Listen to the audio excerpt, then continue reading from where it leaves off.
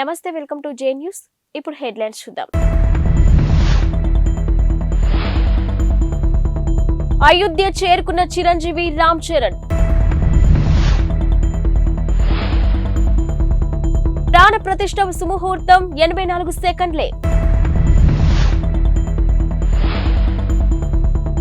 అయోధ్య ఆలయంలోని పాత విగ్రహాన్ని ఎక్కడ ఉంచుతారంటే, దేశంలోని చారిత్రాత్మక ఆధ్యాత్మిక నగరం అయోధ్య ఒక ప్రత్యేకమైన శోభతో మెరిసిపోతుంది.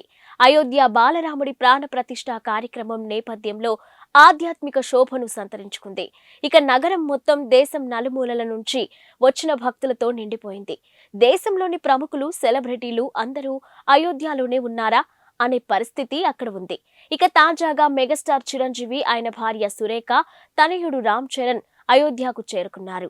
అయోధ్య ఎయిర్పోర్ట్ లోని కార్యక్రమ నిర్వాహకులు వారికి స్వాగతం పలికారు. అనంతరం అక్కడి నుంచి వారు భద్రతా సిబ్బంది మధ్య బస ఏర్పాటు చేసిన ప్రాంతానికి బయలుదేరారు. ఇక ఎయిర్పోర్ట్ లో చిరంజీవి మాట్లాడుతూ, అయోధ్య బాలరాముడి ప్రాణ ప్రతిష్ఠ వేడుకల్లో పాల్గొనడం పూర్వజన్మ సుకృతంగా భావిస్తున్నానని చెప్పారు. తాను ఎంతో భక్తితో కొలిచే హనుమంతుడే తనకు ఆహ్వానం పంపినట్టుగా ఉందని పేర్కొన్నారు. సర్వాంగ సుందరంగా ముస్తాబైన అయోధ్య రాముడి రామ మందిరంలో బాలరాముడి విగ్రహానికి మరి కాసేపట్లో ప్రాణ ప్రతిష్ఠ జరగనుంది. వేద పండితులు, సాధువుల ఆధ్వర్యంలో జరగనున్న ఈ కార్యక్రమానికి దివ్య ముహూర్తం నిర్ణయించారు. ఈ సుముహూర్తం కేవలం 84 సెకండ్ల పాటు మాత్రమే ఉందని పండితులు చెప్తున్నారు. మధ్యాహ్నం 12:29:03 నుంచి 12:30:35 వరకు అభిజిత్ ముహూర్తంలో బాలరాముడి విగ్రహానికి ప్రాణ ప్రతిష్ఠ జరగనుంది. ఈ కార్యక్రమంలో పాల్గొనేందుకు ప్రధాని నరేంద్ర మోదీ ఢిల్లీ నుంచి మరి కాసేపట్లో అయోధ్యకు చేరుకోనున్నారు. ఉదయం 10:25 అయోధ్య చేరుకొని వివిధ పూజా కార్యక్రమాలలో పాల్గొంటారు. ప్రాణ ప్రతిష్ఠ కార్యక్రమంలో భాగంగా 150 మంది సాధువులు, మత గురువులు, 50 మంది ఆదివాసీ తెగలకు చెందిన ప్రతినిధులు పాల్గొనున్నారు. ఇక వీరితో పాటు వివిధ రంగాలకు చెందిన ప్రముఖులు, కరసేవకుల కుటుంబ సభ్యులు సహా ఆహ్వానం అందుకున్న 7,000 మంది అతిథులు అయోధ్య చేరుకున్నారు. కాగా ప్రాణ ప్రతిష్ఠ కార్యక్రమం పూర్తయ్యాక అతిథులను ఉద్దేశించి ప్రధాని మోదీ ప్రసంగించనున్నారు. ఆపై సీఎం యోగి, శ్రీరామ జన్మభూమి తీర్థ క్షేత్ర ట్రస్ట్ చీఫ్ మహంత్ గోపాల్ దాస్ కూడా ప్రసంగిస్తారు. దేశంలోని 100 కోట్ల మంది హిందువులు ఎంతగానో ఎదురు చూస్తున్న సమయం ఆసన్నమైంది. ఇక శతాబ్దాల కళ, దశాబ్దాల పోరాటం తర్వాత రామ మందిర సుదీర్ఘ కళ నెరవేరబోతుంది. కాసేపట్లో అయోధ్యలోని రామ మందిరంలో బాలరాముడి విగ్రహానికి ప్రాణ ప్రతిష్ఠ చేయబోతున్నారు. ఈ నేపథ్యంలోని యావత్ దేశం రామనామ స్మరణంతో మారుమోగుతుంది. ఎక్కడ చూసినా జై శ్రీరామ్ అనే నినాదాలు వినిపిస్తున్నాయి. శ్రీరాముడి జెండాలు కనిపిస్తున్నాయి. రామ మందిరాలు, హనుమాన్ ఆలయాలు భక్తులతో కిటకిటలాడుతున్నాయి.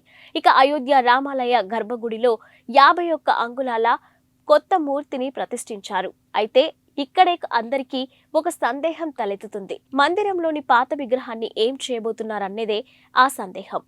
ఇక ఈ సందేహాన్ని శ్రీరామ జన్మభూమి తీర్థ క్షేత్ర ట్రస్ట్ కోశాధికారి గోవింద్ దేవ్ గిరి నివృత్తి చేశారు. ఇక పాత విగ్రహం ఎత్తు 5-6 అంగుళాలు మాత్రమేనని, 25 నుంచి 30 అడుగుల దూరంలో ఉన్న వారికి ఆ విగ్రహం సరిగ్గా కనిపించదని ఆయన చెప్పారు. అందుకే 51 అడుగుల కొత్త మూర్తిని ఏర్పాటు చేశామని తెలిపారు. ఇక బాలరాముడి విగ్రహాన్ని గర్భగుడిలో కొత్తగా ఏర్పాటు చేసిన బాలరాముడి విగ్రహం ముందే ఉండేలా ఏర్పాటు చేయనున్నట్టు వెల్లడించారు. రామ మందిర నిర్మాణానికి ఇప్పటి వరకు 1100 కోట్లకు పైగా ఖర్చు అయిందని గోవింద్ దేవ్గిరి తెలిపారు. మొత్తం పనులు పూర్తి కావడానికి మరో 300 కోట్లు ఖర్చు అవుతాయని చెప్పుకొచ్చారు. టాలీవుడ్ సూపర్ స్టార్ మహేష్ బాబు ఇటీవల జర్మనీ వెళ్లడంపై రకరకాల ఊహాగానాలు వినిపించాయి. ఈ ఊహాగానాలకు చెక్ పెడుతూ అట్లాంటాకు చెందిన మూవీ ఫాలోవర్ క్రిస్టోఫర్ కనగరాజ్ ఓ ఫోటోను షేర్ చేశారు. రాజమౌళి కాంబినేషన్లోని మహేష్ బాబు ఓ సినిమా చేస్తున్నారంట. అయితే అంతర్జాతీయ స్థాయిలో రూపొందనున్న ఈ సినిమాను కేఎల్ నారాయణ నిర్మించనున్నారు. ఆఫ్రికన్ అటవీ ప్రాంతం నేపథ్యంలో సాగే ఈ action adventurous movie pre production work ఇప్పటికే మొదలైనట్టు తెలిసిందే. ఇక ఈ సినిమాలో తన లుక్ మేక్ ఓవర్ కోసమే మహేష్ జర్మనీ వెళ్లినట్టు ప్రచారం జరిగింది. తాజాగా జర్మనీలో ఉన్న మహేష్ బాబు ఫోటోను షేర్ చేసిన ట్విట్టర్ యూజర్, మహేష్ ప్రస్తుతం జర్మనీలో బ్రెన్నర్స్ పార్క్ హోటల్ స్పాలో డాక్టర్ హ్యారీ కోనింగ్ పర్యవేక్షణలో శారీరక దృఢత్వానికి శిక్షణ పొందుతున్నట్టు రాసుకొచ్చారు. అయోధ్య రామ మందిర ప్రారంభోత్సవంలో పాల్గొనే అవకాశం రావడంపై ప్రముఖ సినీ నటుడు చిరంజీవి హర్షం వ్యక్తం చేశారు. భావోద్వేగంతో ఉక్కిరి బిక్కిరి అవుతున్నట్టుగా తెలిపారు. ఇక తన ఇష్టదైవం హనుమంతుడే ఈ ఆహ్వానం పంపినట్టుగా భావిస్తున్నట్టు వ్యాఖ్యానించారు. విగ్రహ ప్రాణప్రతిష్ఠ కార్యక్రమం ప్రత్యక్షంగా వీక్షించే అవకాశం దక్కడం ఎంతో అదృష్టంగా భావిస్తున్నానని అన్నారు. ఇది చరిత్రలో చిరస్థాయిగా నిలిచిపోయే కార్యక్రమమని, తనకు ఈ క్షణాలు జీవితాంతం గుర్తుంటాయని వ్యాఖ్యానించారు. ఇదంతా ఆ భగవంతుడి ఆశీర్వాదమని అన్నారు. ఇక రామ మందిరంలో బాలరాముడి విగ్రహ ప్రాణ ప్రతిష్ఠ కార్యక్రమానికి దేశవ్యాప్తంగా సినీ, రాజకీయ ప్రముఖులు హాజరవుతున్న విషయం తెలిసిందే. ఇప్పటికే పలువురు ప్రముఖులు అయోధ్యకు చేరుకున్నారు. ఇక టీడీపీ అధినేత చంద్రబాబు, జనసేన అధినేత పవన్ కళ్యాణ్ అయోధ్యకు వెళ్లారు. 500 ఏళ్ల ఎదురు చూపుల తర్వాత ఈ కల సాకారమవుతుందని పవన్ వ్యాఖ్యానించారు. నేటి మధ్యాహ్నం 12:20 జరిగే ప్రాణ ప్రతిష్ఠ కార్యక్రమానికి దేశం నలుమూల నుంచి 7,000 మంది ప్రముఖులు హాజరవుతున్నారు. ఇక ముఖ్య అతిథిగా ప్రధాని నరేంద్ర మోదీ స్వయంగా ఈ క్రతువులో పాల్పంచుకుంటారు. భారత్తో 5 మ్యాచ్ల టెస్ట్ సిరీస్ ఆడేందుకు ఇంగ్లాండ్ జట్టు వచ్చేసింది. ఇక నిన్న శంషాబాద్ విమానాశ్రయంలో అడుగుపెట్టిన ఇంగ్లీష్ ఆటగాళ్లకు ఘన స్వాగతం లభించింది. ఇక ఆటగాళ్ల నుదుటిన తిలకం దిద్ది ఆహ్వానించారు. ఇందుకు సంబంధించిన వీడియోను ఇంగ్లాండ్ బోర్డు తమ అధికారిక ఎక్స్ ఖాతాలో పంచుకుంది. 5 టెస్టుల సిరీస్లో భాగంగా ఈ నెల 25న హైదరాబాద్లోని రాజీవ్ గాంధీ అంతర్జాతీయ క్రికెట్ స్టేడియంలో తొలి టెస్టు ప్రారంభమవుతుంది. రెండో టెస్టుకు విశాఖపట్నం వేదికగా కానుంది. ఇక కాగా విమానాశ్రయంలో క్రికెటర్లను చూసిన అభిమానులు వారిని తమ సెల్ ఫోన్లో బంధించేందుకు పోటీపడ్డారు. ఇంగ్లాండ్తో తొలి 2 టెస్టుల్లో భారత జట్టును బీసీసీఐ ఇప్పటికే ప్రకటించింది.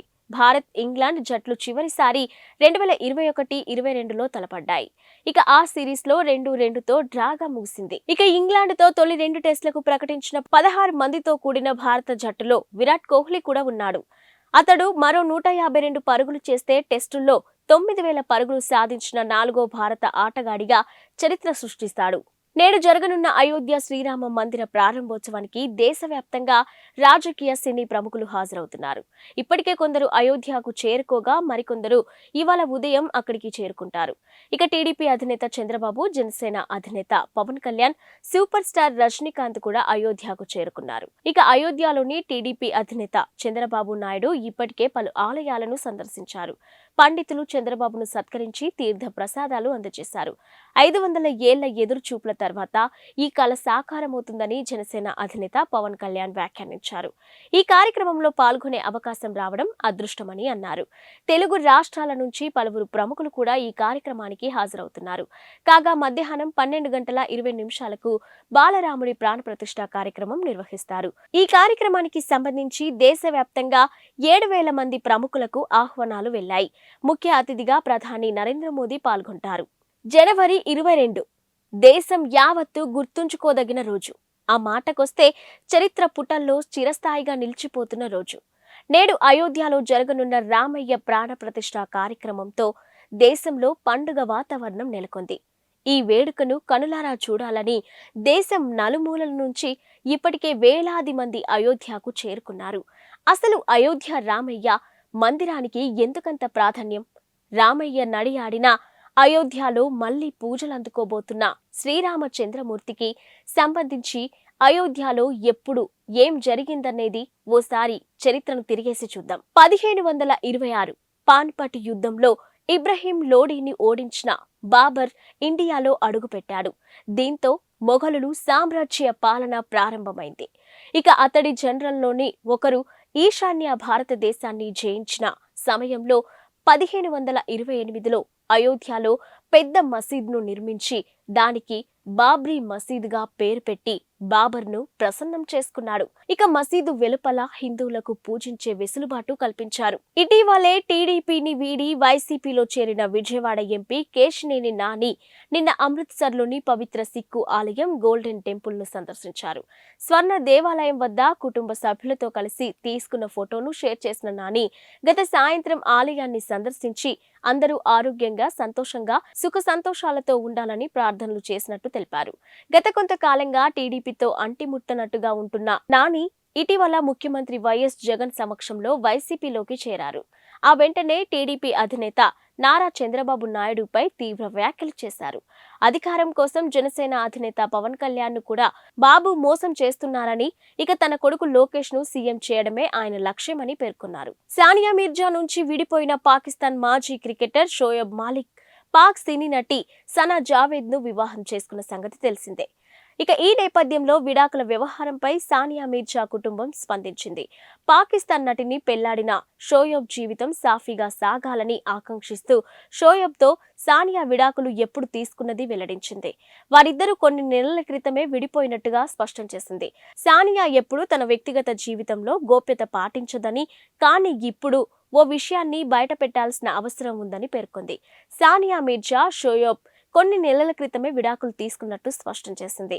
షోయబ్ కొత్త ప్రయాణం సంతోషంగా సాగాలని సానియా ఆకాంక్షించినట్టు తెలిపింది.